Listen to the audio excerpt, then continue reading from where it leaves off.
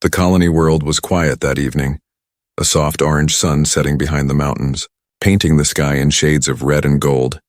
The wind carried the smell of dust and metal, and the faint hum of distant generators filled the air. In the human district, the streets were empty, and only a few lights blinked from small homes made of scrap and steel.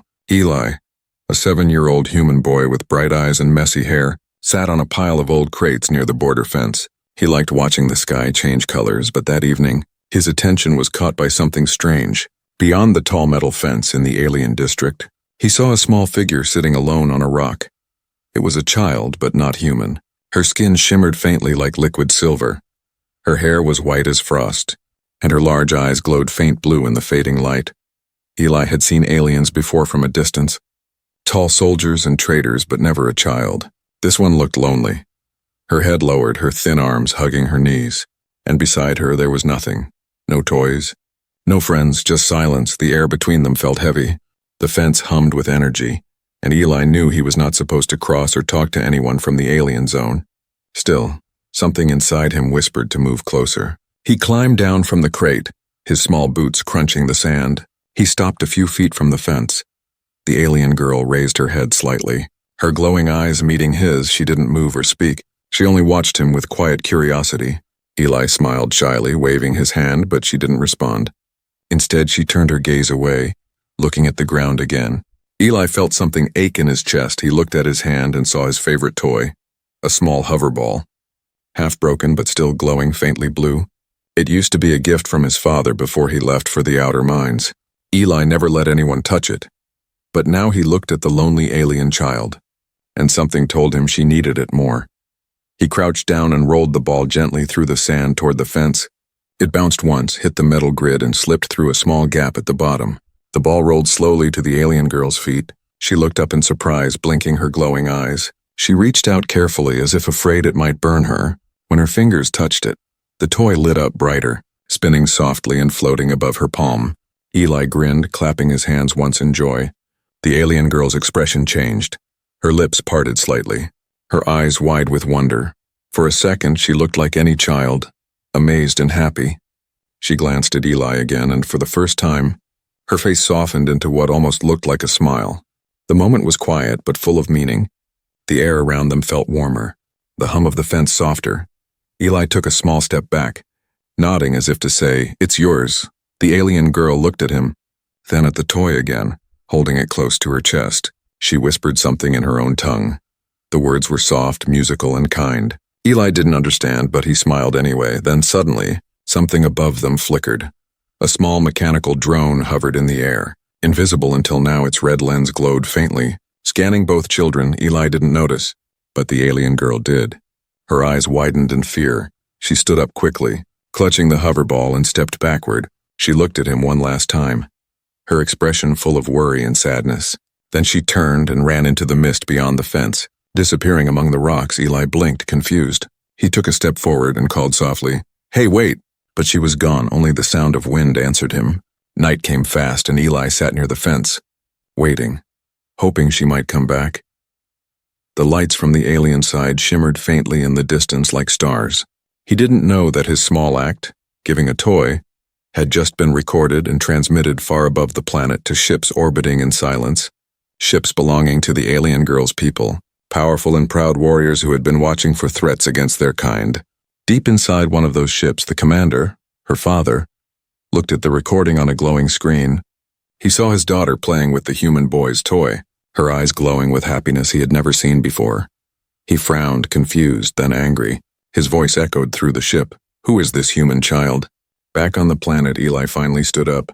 Brushing dust from his clothes, he whispered to himself, "I hope she likes it," and turned to walk home under the dim stars, unaware that his kindness had already reached the ears of an entire alien fleet, and that by tomorrow, nothing on that small colony world would ever be the same again. The morning came softly, pale sunlight spilling over the quiet colony, dust rising in the air like golden mist. The human settlement was waking up slowly. Machines hummed, doors creaked open, and the smell of hot metal and breakfast smoke filled the wind. Eli rubbed his sleepy eyes and ran to the fence, his heart beating fast, hoping the alien girl might be there again. But the rocks beyond the border were empty, silent, lifeless. He stood there for a long time, kicking the sand with his boots, feeling strange. The memory of the night before played again in his mind. Her glowing eyes, her soft voice, the way she smiled when the toy lit up. It didn't feel real, like a dream that slipped away too fast. He looked at the fence and whispered, "I'll wait." Hours passed. Eli returned home, helped his mother fix the solar heater, and fed the small farm animals they kept. But his mind kept going back to the same place. The fence, the girl, the toy. Every sound from outside made him turn his head, waiting for that faint hum again. By afternoon, he made up his mind. He searched his small room for something, opening drawers and boxes until he found a small wooden bird. Hand-carved and rough, it was the only other toy he had left. His father had made it years ago from old shipwood. Eli brushed off the dust and smiled sadly. He walked back to the fence as the sun started to fall again, shadows stretching long and soft across the red dirt. The air was cool and far away. The alien zone shimmered faintly under invisible energy walls. Eli knelt near the same place where he gave the hoverball. He placed the wooden bird on the sand and whispered, "If you come back, this is for you." For a moment, nothing moved. The world was still, even the wind stopped. Eli sighed, ready to leave, when suddenly, a faint hum filled the air. A soft, strange vibration. Like air bending around light, the sand shifted, and a wave of blue light appeared in front of him, revealing a cloaked alien vehicle, small, round, and hovering inches above the ground. Its surface rippled like water. Eli stepped back in surprise, his heart pounding. Then the vehicle's door opened, and from inside stepped the same alien girl, her silver skin glowing softly under the fading sun. She looked nervous, her big eyes scanning the area quickly before settling on Eli. She was holding something, the hoverball, still glowing, spinning lightly in her hands. Eli smiled wide, his fear melting away. "You came back," he said softly. She tilted her head, not understanding his words, but she seemed to feel his tone. She took a small step forward, her bare feet leaving gentle marks on the sand. Then she lifted the hoverball slightly and pressed it against her chest, her lips moving slowly. "Root," she whispered, struggling to form the sound. It wasn't perfect, but it almost sounded like a thank you. Eli's eyes lit up. He pointed at the bird and pushed it forward through the sand. "Here," he said, "for you." She looked at it, then crouched down carefully, her delicate hands picking it up. The rough edges didn't hurt her smooth skin. She examined it curiously, her fingers tracing every carved line, her face showing wonder. It wasn't glowing or floating like the hoverball, yet she seemed to treasure it then for the first time. She smiled, a true, soft, innocent smile. It made her look even more beautiful, like a star child. Eli laughed quietly, and the sound made her giggle too. They couldn't understand each other's words, but the laughter was enough. It was simple, pure, human, but far above them. Something unseen moved again, tiny mechanical eyes blinking in the air.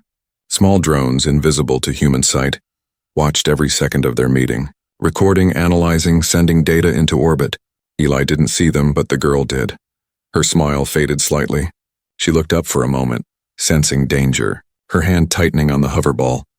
She turned her head quickly toward the sky, whispering something in her own language. A warning maybe, but Eli didn't understand. He only saw her sudden fear and felt confusion grow inside him. Before he could ask anything, the hum from her cloaked vehicle grew louder. Glowing symbols appeared on its surface, calling her back. She looked torn, not wanting to leave. She placed the wooden bird carefully near the fence, then pressed her hand against the glowing grid. Eli hesitated, then placed his hand on the same spot. Their palms separated by invisible energy. A thin shimmer of light danced between them. Her glowing eyes softened, and for a brief second, Eli felt warmth through the barrier. Something passed between them, not words, not thoughts, but something like understanding. She whispered his name softly. Though he never told her, Ailey, he froze, his mouth opening slightly in shock.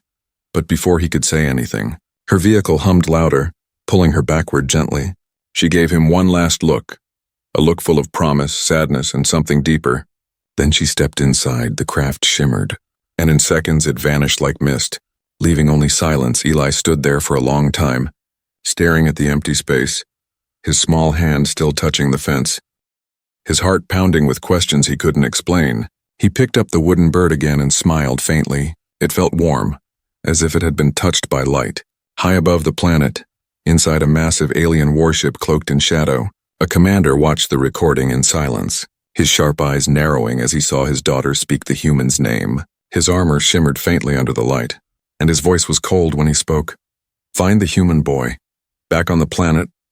Eli looked at the dark sky, unaware that tonight, thousands of alien eyes had turned toward him, and that tomorrow, the peace of his small colony would be broken by something far greater than anyone had ever imagined. Night came quietly over the colony, but the air felt different, heavier, like the planet itself was holding its breath. The human villagers went to sleep early, locking their doors, their lights dimming one by one. Only the soft hum of machines and the rustling of wind filled the silence. Eli lay on his small bed, staring at the ceiling, his mind replaying every moment with the alien girl. Her glowing eyes, her strange voice, the way she said his name. It all felt like magic. Outside his window, the stars looked brighter that night, too bright. They flickered strangely, moving in ways stars never should, but Eli didn't notice.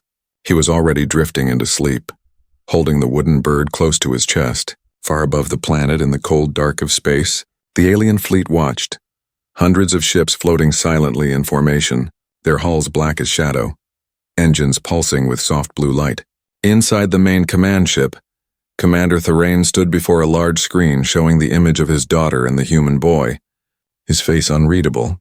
"She spoke his name," said one of his officers, her voice trembling. No one taught her their language. "Commander," Thrane's silver eyes narrowed, his armor shifting slightly with a low mechanical growl. "Names are not language," he said coldly. "They are bonds." The officer lowered her head, afraid to speak again. Thrane turned to another screen showing the planet's map. Zooming in on the human colony, his voice became harder. "Humans have always been unpredictable," he said. "They destroy, yet they heal, they steal. Yet they give, they lie, yet they love." He paused, looking at the image of Eli's small face. "This boy must be found." Back on the surface, Eli woke up before dawn, hearing a faint sound like distant thunder. He rubbed his eyes and went to the window. The sky was strange, lines of blue light moving silently across the stars, like veins of electricity stretching from horizon to horizon. He ran outside barefoot, the cold sand biting his feet. The whole village had noticed it now. People standing outside their homes, pointing, whispering. The elders muttered that it was a sign of bad luck. The farmers said it was some kind of storm, but Eli knew deep inside it wasn't weather. He could feel it. The same strange hum from the alien girl's craft was in the air again, faint but real. He ran toward the fence, heart pounding fast, hoping she might be there again, but the place was empty, the rocks still and quiet. Only the wooden bird sat there on the ground. Half covered in dust, he picked it up carefully, brushing off the sand. "Where are you?" he whispered. At that moment, a small shape flickered above him. A drone, smaller than a bird, its red lens blinking softly. Eli froze, watching it hover silently before vanishing in a flash of light. He didn't know that the signal had just been sent. Far into orbit, straight to Thrane's flagship. Hours later, in the alien capital ship, officers gathered around the commander. One of them said, "The boy has been located." Thrane's metallic cloak rippled as he turned. "Then prepare the descent," he said, his voice deep and final. Back on the planet, the humans started noticing more strange things. The machines in the field stopped working. The communication towers flickered and died. Animals grew restless. The sky grew darker even though it was noon. Eli's mother called him inside, her voice shaking. "Eli, stay close to home," she said. "Something's happening." But Eli couldn't stay. His heart told him the alien girl was in danger. He sneaked out the back door, running toward the hills beyond the colony. The wind was cold, and the air smelled like storm and metal. When he reached the top of the hill, he stopped and gasped in the distance far beyond the fence. The alien district shimmered with light, huge towers glowing blue, hundreds of shapes moving fast. Then a sound rolled through the sky, deep and endless, like thunder mixed with a heartbeat. The clouds split open, and for a moment the stars vanished behind a shadow. A massive ship, black and silver, slowly descended from the heavens, its engines burning with cold light. It was not a simple craft. It was a warship, ancient and beautiful. Eli's small hands trembled. He took a step back, his mouth dry inside the ship. Commander Thrane stood tall, his expression grim. His daughter Ori sat beside him, watching the planet grow larger in the view screen. She held the small hoverball tightly, glowing softly in her hands. Her voice was small. "Father." He was kind. Thrane didn't answer, his jaw clenched. "Kindness is dangerous when it crosses species," he said. "You will stay aboard until I find the truth." Ori looked down sadly, the glow of the toy reflecting in her eyes. "He didn't hurt me," she whispered. "He made me smile." Thrain looked away, his eyes softening for just a moment before he turned cold again. "Prepare the landing," he commanded. Back on the planet, the wind began to rise, dust swirling like a storm. The humans screamed as shadows fell over their homes. The ground trembled, and the air filled with light. Eli stood frozen, watching the sky tear open as alien ships descended. 5, 10, 20, known on hundreds, forming a perfect circle over the colony. Their engines glowing like stars, he whispered softly. They came, but he didn't know. They didn't come in peace. They came because of him, because of the toy, because of the bond that should never have existed between a human boy and an alien princess. And tomorrow, when the sun rose again, humanity would face 500 of the fiercest warriors in the galaxy, all answering one silent call, a child's cry for friendship, and a father's fear for his daughter. Morning light tried to break through the clouds, but the sky was no longer calm. The air trembled, the ground buzzed like a living thing, and people stepped outside their homes with fear in their eyes. Above them, the sun looked pale, its light swallowed by the shadows of massive ships drifting silently over the colony. Eli stood at the edge of the field, his eyes wide in disbelief. Hundreds of alien ships hovered just beyond the hills, their hulls gleaming with a strange blue metal. Their engines hummed low like thunder. The ground shook gently every few seconds, as if the world itself was breathing with fear. Farmers dropped their tools and ran. Guards shouted over radios. Soldiers tried to form a defense line, but deep inside everyone knew it was useless. No weapon on the colony could match the power floating above them. Eli's mother grabbed his arm tightly, her voice trembling. "Eli, get inside now." But his eyes were fixed on the sky, on the growing light descending through the clouds. "Mom," he whispered, "they're here." Then it happened. A sound like tearing air filled the sky. A huge ship broke through the clouds, its engines roaring, blue flames painting the ground. It slowed as it neared the colony, dust rising in waves around it. From its belly, long metal ramps unfolded, touching the earth with a deep metallic thud. Soldiers in glowing silver armor marched out in perfect lines, their faces hidden behind helmets that shimmered like glass, their movements silent, disciplined, terrifying.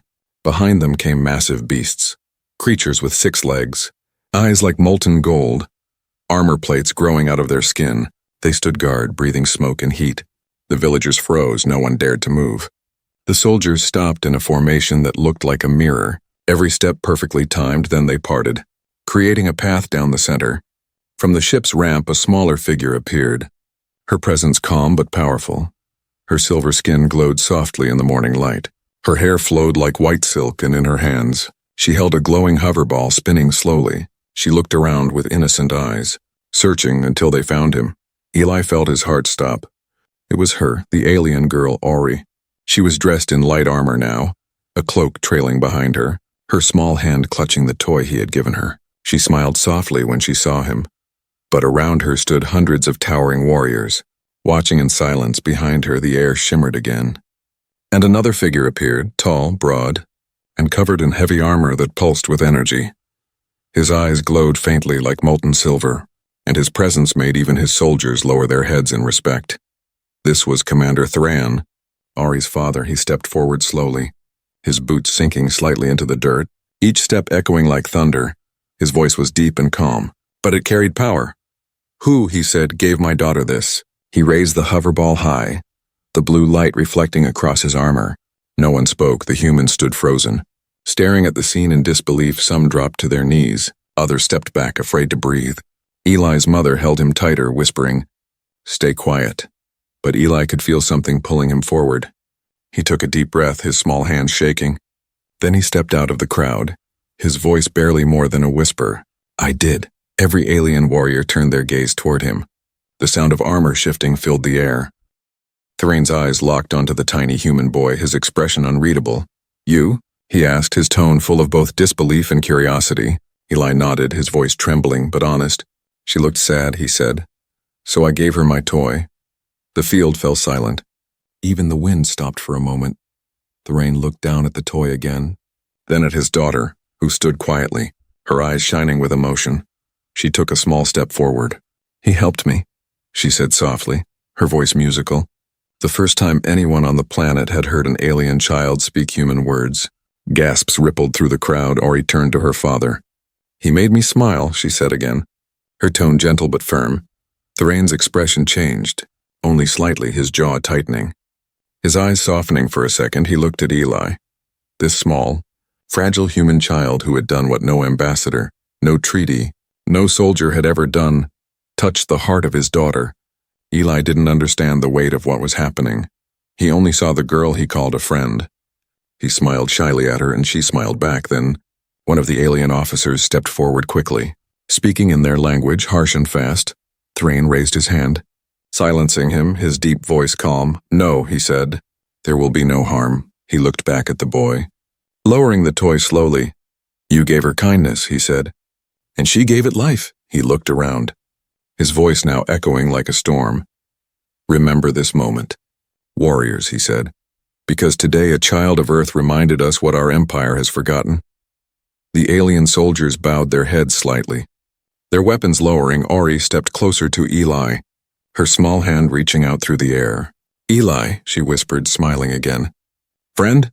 Eli's mother ran forward, pulling him gently back, tears in her eyes, not from fear, but from something she couldn't explain. Awe, maybe, or understanding. For a moment there was peace, silence, connection, but deep in the horizon, a darker shadow began to rise, and one not made of clouds, but fire and anger. Rival ships approaching, watching, preparing. The kindness of a child had brought warriors to Earth, but others in the galaxy would not see it as peace. They would see it as weakness. And as the last rays of light faded behind the mountains, the first signs of war began to stir in the dark.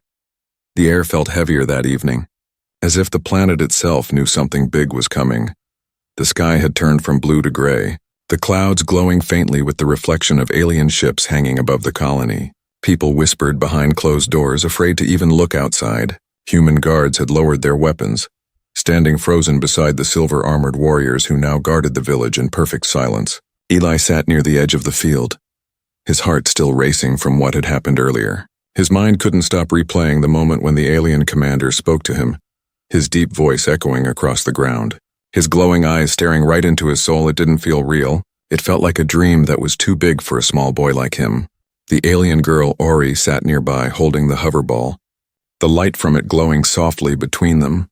She looked peaceful but quiet, her eyes sometimes turning toward the sky, as if she could hear something far away, something no one else could. Eli finally spoke.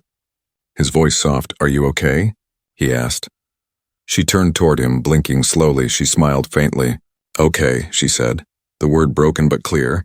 Eli smiled back. "Good," he whispered. And for a brief moment, they were just two kids again, sitting together while the world around them held its breath. But above, in the dark clouds, something else moved. Unseen and fast, small black ships without lights. Slicing through the sky like knives, they belonged to a rival alien clan, one that had long hated Thrain and his rule. They had watched his ships land on a human world and took it as betrayal to them. This meeting between alien and human was not peace. It was an insult.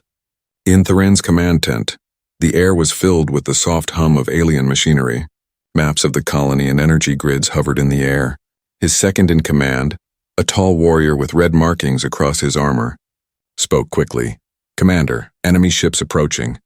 "Unmarked signatures." Thrain's eyes narrowed, his voice calm but sharp. "They dare to come here?" he said, standing tall. "Ready the shield wall." Outside, a deep tremor shook the ground. Villagers screamed as streaks of fire tore through the clouds. Explosions flashed high above. The alien soldiers moved instantly, forming glowing barriers of blue energy around the human homes. Their shields shimmered like water, humming with strange power. Eli looked up in terror, grabbing Ori's hand. "What's happening?" he shouted, but she didn't answer. She was staring at the sky with fear in her glowing eyes, whispering something in her language, her father's name. Moments later, Thrain appeared, his massive figure stepping out of the light, his armor gleaming, his cloak whipping in the rising wind. "Inside, both of you," he ordered, his voice carrying authority that made even the alien warriors stop moving. Eli hesitated, but Ori obeyed, running toward her father, her small voice trembling. "They are coming," she said. "They want to hurt him." Thrain placed a hand on her shoulder, his face soft for a heartbeat. "No one will harm him," he said firmly, looking at Eli. "Not while I live." Then the first blast hit. The ground shook violently. A fireball exploded in the air, lighting up the entire colony. Alien soldiers raised their weapons, firing bright streams of energy into the sky. Their shots slicing through the clouds, hitting invisible attackers. Pieces of burning metal rained down, crashing into the dirt with deafening force. Eli covered his ears, the sound so loud it hurt. His mother ran to him, pulling him close. The smell of smoke filled the air. Humans and aliens huddled together behind the glowing barriers, some crying, some praying through the chaos. Thrain stood tall, unshaken, shouting orders in his deep, booming voice. His soldiers obeyed without hesitation, forming walls of energy that absorbed the enemy fire. His armor flared bright blue, symbols glowing across his chest. Then he saw it. One of the enemy ships breaking through the clouds, coming straight down toward the colony. Its weapons glowing red, aimed directly at the humans. Thrain's eyes widened. "No!" he roared, leaping forward, his armor activating in a flash of light. Jets firing from his boots, he soared into the air, crashing straight into the enemy vessel. The impact shaking the sky, the ship exploded into flames, pieces falling like fire rain. The alien commander fell back to the ground, landing hard but alive, his armor scorched and smoking. Eli stared in awe, his heart pounding fast. The human boy had never seen anything like it. This alien, this father, risking everything for both his daughter and a small human child he barely knew. Ari ran to him, kneeling beside her father, tears in her eyes. "Father," she cried. "You are hurt." Thrain placed a hand on her cheek, smiling faintly. "I am alive," he said, his voice rough but calm, "because your friend reminded me why I fight." The last of the enemy ships turned away, vanishing into the clouds. Silence slowly returned, the air thick with smoke and dust. Alien soldiers began to regroup, repairing their shields and tending to the wounded. Eli walked forward past the burning wreckage, stopping in front of Thrain. "You saved us," he said softly. The commander looked at him, his expression unreadable, then he nodded once. "No," he said, "you did. When you gave her that toy." He looked at Ori, then at the boy again. "You reminded us what it means to protect something pure." The sky began to clear, sunlight breaking through the smoke. Ari smiled weakly and held up the hoverball, still glowing softly, its light unbroken despite the chaos. "Friend," she said again, this time louder. Eli smiled back, his heart full, but deep in the distance the sky shimmered once more, dark shapes moving behind the clouds, unseen yet watching. Because this small act of kindness had now become something much bigger, something that would shake the balance of power across the galaxy. Night fell again, but the stars above the colony were gone, replaced by the faint blue glow of alien shields that shimmered like a living sky.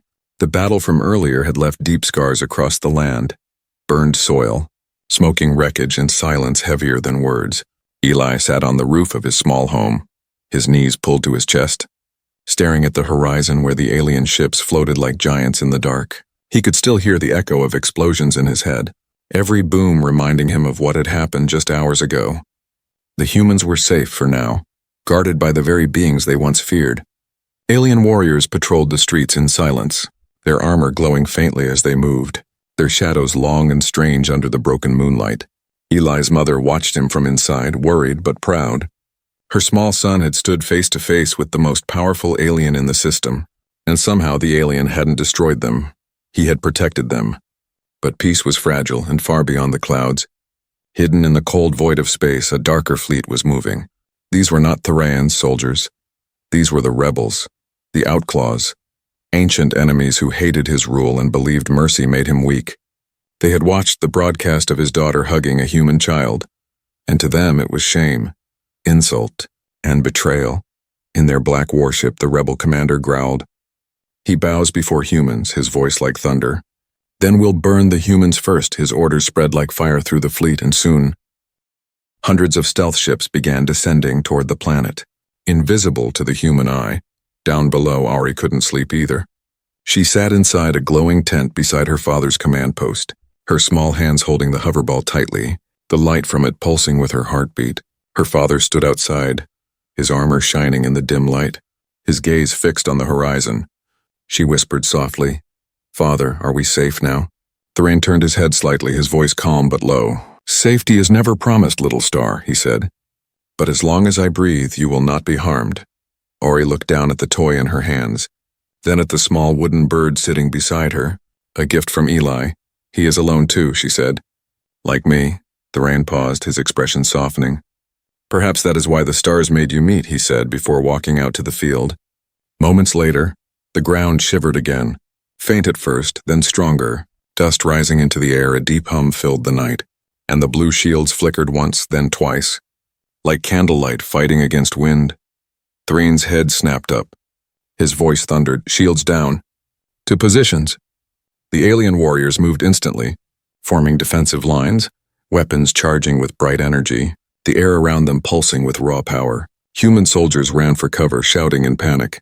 The sky turned red as streaks of plasma fire rained down from above. Eli woke to the sound of explosions, his home shaking violently. His mother screamed his name, grabbing his arm, dragging him toward the door outside. Chaos had returned. Alien soldiers fired into the sky, their beams cutting through smoke and fire. One of the enemy blasts hit nearby. The ground erupted, throwing Eli backward. His ears rang, the world spinning. He looked up through dust and flame and saw something that froze his heart. Ori, standing out in the open, her small figure outlined by fire. She was calling for her father. Trapped between the collapsing energy shields, without thinking, Eli ran, his legs moving before his mind could stop him. Ori, he shouted, dodging debris, his voice breaking. He saw her crying, reaching out, the hoverball glowing brightly in her hand like a signal flare. An explosion roared nearby, throwing heat across the field. Eli lunged forward, grabbing her hand, pulling her down behind a fallen metal beam. The two children huddled close as dust rained from the sky. Above them, Thorane saw everything, his heart hammering in his chest. No! He roared, his voice shaking the air, his armor flaring bright blue, his jet boosters igniting as he launched himself into the chaos, cutting through the fire like a living comet. He landed between the enemy and the children, his energy blade igniting with a sound like thunder.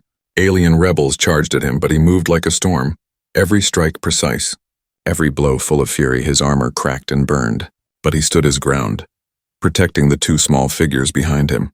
Eli held Ori tight, both of them trembling, watching her father fight like a force of nature. He's going to die, Eli whispered, tears streaming down his face. Ori shook her head fiercely. No, she said. He will not leave. Thorane turned for a moment, his eyes meeting Eli's, then Ori's, his voice loud even through the fire. Run, he shouted. Get to the shelter.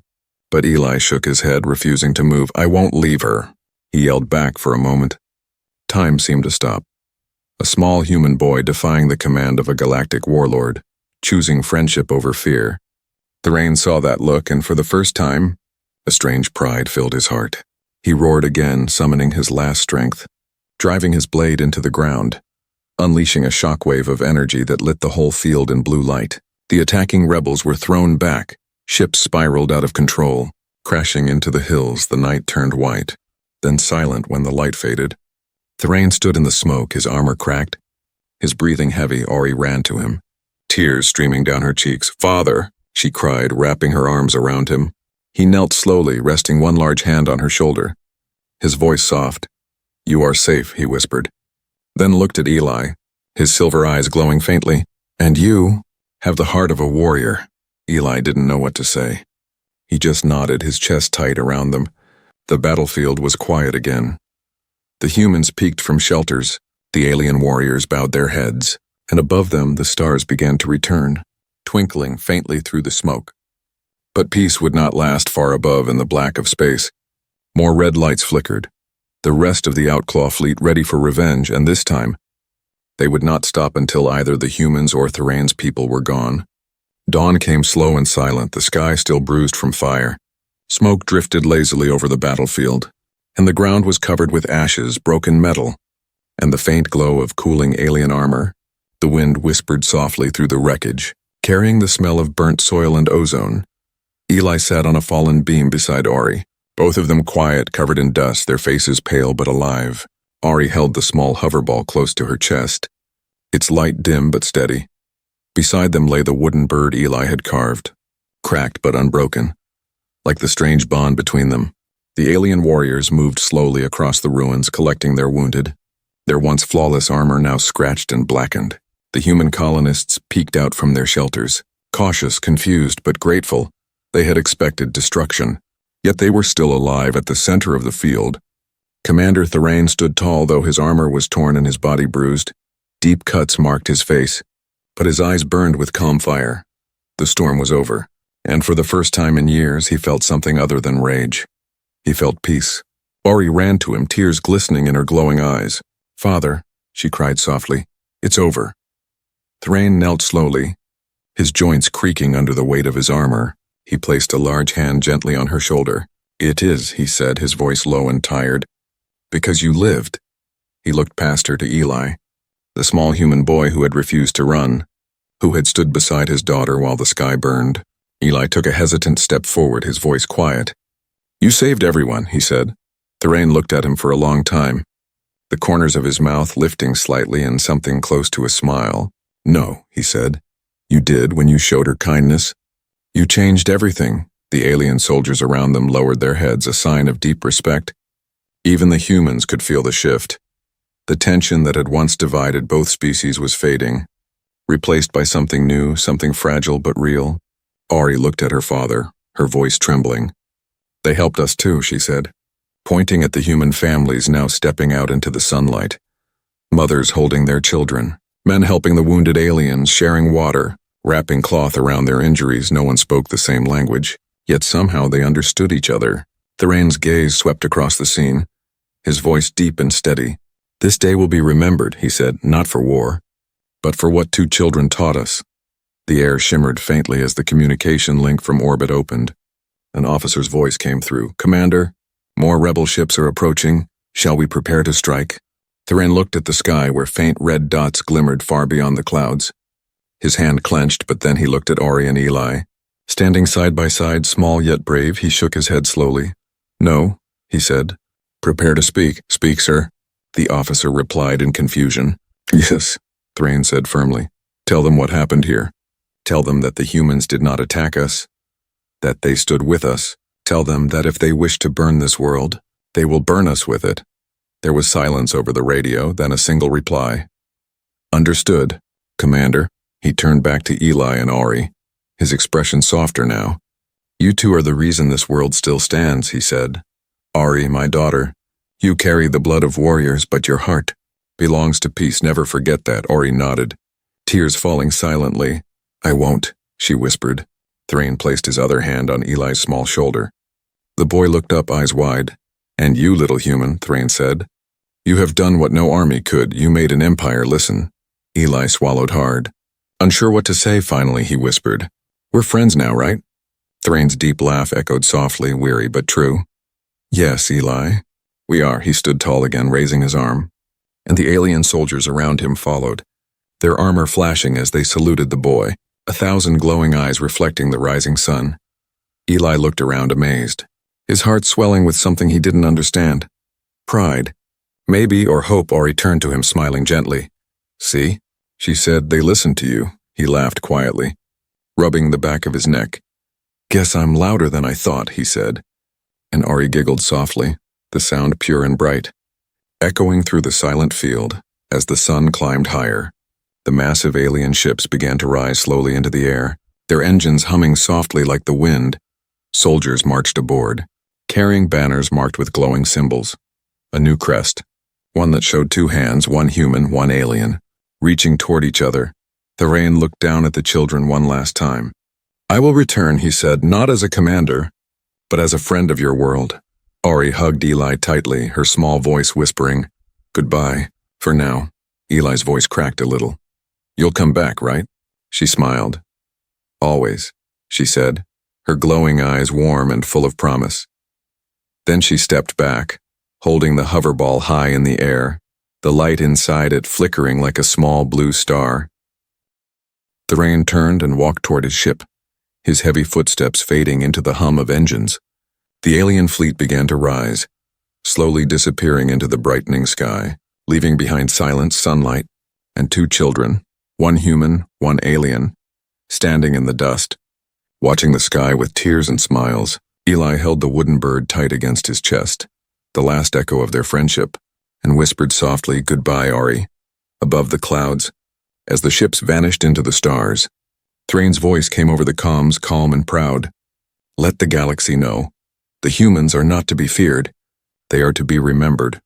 And so, on a small forgotten world, A human boy's kindness became legend, a single act that ended centuries of silence, and began a new story, the story of peace between stars, written not by warriors or kings but by two children who shared a toy beneath a broken sky.